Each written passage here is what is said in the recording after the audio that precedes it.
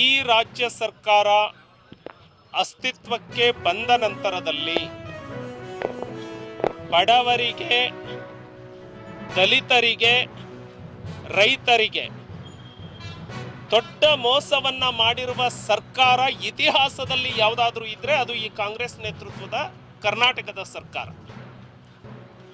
ಬಹಳಷ್ಟು ವರ್ಷದಿಂದ ಏನು ಗುಡಿಸಲು ವಾಸಿಗಳಿಗೆ ಮನೆಯನ್ನ ಹಂಚಿಕೆ ಮಾಡುವಂತಹ ಸರ್ಕಾರದ ಯೋಜನೆ ಇತ್ತು, ಸಿದ್ದರಾಮಯ್ಯನವರು ಮಂಡಿಸಿರುವಂತಹ 3 ಬಜೆಟ್ನಲ್ಲಿ ವಸತಿ ಯೋಜನೆಗೆ ಒಂದೇ ರೂಪಾಯಿ ಅನುದಾನ ಇಟ್ಟಿಲ್ಲ.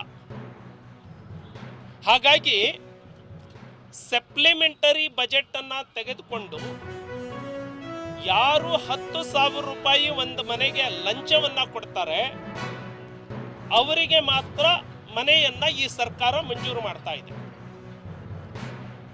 ಸೊ ರಾಜೀವ್ ಗಾಂಧಿ ನಿಗಮದಲ್ಲಿ ನಡೀತಾ ಇರುವಂತಹ ಈ ಭ್ರಷ್ಟಾಚಾರವನ್ನ BR ಪಾಟೀಲ್ ಅವರು ಏನು ಬಹಿರಂಗಪಡಿಸಿದ್ದಾರೆ, ಸನ್ಮಾನ್ಯ BR ಪಾಟೀಲ್ ಅವರು ಮಾಡಿರುವಂತಹ ಆರೋಪ 100ಕ್ಕೆ 1000 ಪಟ್ಟು ಸತ್ಯ.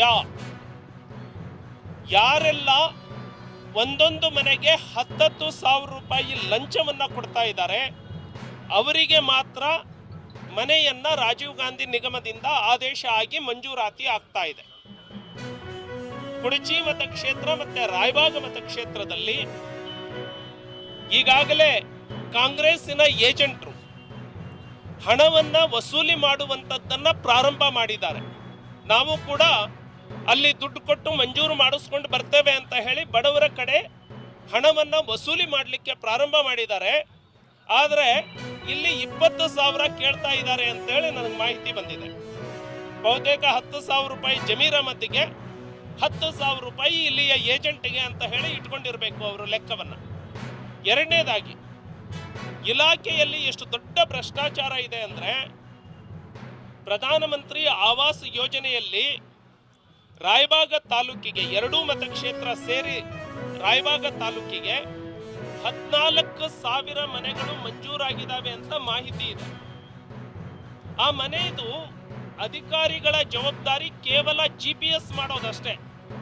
GPS ಮಾಡಿ ಅಪ್ಲೋಡ್ ಮಾಡಬೇಕು, ಡಾಕ್ಯುಮೆಂಟ್ ಅನ್ನ ಸಬ್ಮಿಟ್ ಮಾಡಬೇಕು.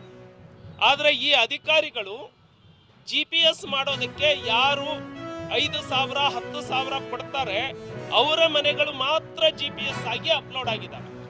18ನೇ ತಾರೀಕು ಲಾಸ್ಟ್ ಡೇಟ್ ಇದ್ದಿದ್ರಿಂದ ಸಾವಿರಾರು ಕುಟುಂಬಗಳು, ಬಡ ಕುಟುಂಬಗಳು ಈ ಸರ್ಕಾರಕ್ಕೆ ದುಡ್ಡು ಕೊಡಲಿಕ್ಕೆ ಸಾಧ್ಯ ಆಗದೆ ಅವರು ಮನೆಯಿಂದ ವಂಚಿತರಾಗಿದ್ದಾರೆ. ಹಾಗಾಗಿ ಈ ಸರ್ಕಾರಕ್ಕೆ ನಾನು ಇನ್ನೊಂದು ಮನವಿ ಮಾಡ್ತೇನೆ. ನೀವು ರಾಜೀವ್ ಗಾಂಧಿ ನಿಗಮದಲ್ಲಿ 10,000 ತಗೊಳ್ತಾ ಇದ್ದೀರಿ, ಇಲ್ಲಿ ಏಜೆಂಟ್ರು 20,000 ಕೇಳ್ತಾ ಇದ್ದಾರೆ. ಒಂದು ರೇಟ್ ಚಾರ್ಟ್ ಆದ್ರೂ ಹಾಕ್ಬಿಡಿ ಅಪ್ಪ, ಕೈ ಮುಗಿದು ವಿನಂತಿ ಮಾಡ್ತಾನೆ. ನಮ್ಮ ತಾಳಿಯನ್ನ ಮಾರಾಟ ಮಾಡಾದ್ರೂ ಅದನ್ನ ತಂದು ಮುಟ್ಟಿಸ್ತೇವೆ ನಿಮಗೆ. ನಿಮ್ಮ ಹೆಣದ ಮೇಲೆ ಬಡವರ ದುಡ್ಡೇ ಬೇಕು ಅನ್ನೋದಾದ್ರೆ ಚಾರ್ಟ್ ಹಾಕೊಂಡು ಬಿಡಿ. ಹಾಗಾಗಿ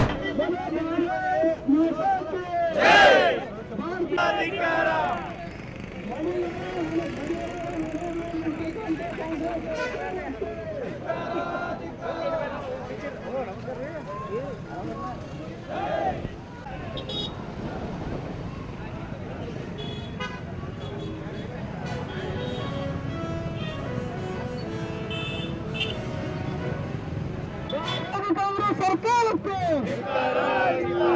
ಬಡವ ವಿರೋಧಿ ಕಾಂಗ್ರೆಸ್ ಸರ್ಕಾರಕ್ಕೆ. ಈಗ ಭ್ರಷ್ಟ ಕಾಂಗ್ರೆಸ್ ಸರ್ಕಾರದ ವಿರುದ್ಧ ಈ ಅಧಿಕಾರಿಗಳ ನಿರ್ಲಕ್ಷ್ಯ ಬೀಗ ಜಡಿಲಿಕ್ಕೆ ಹೋಗ್ತಾ ಇದ್ದಾರೆ ಅಂತ ಹೇಳಿ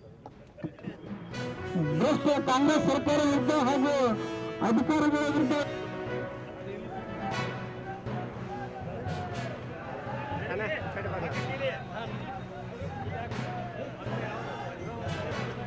Gracias.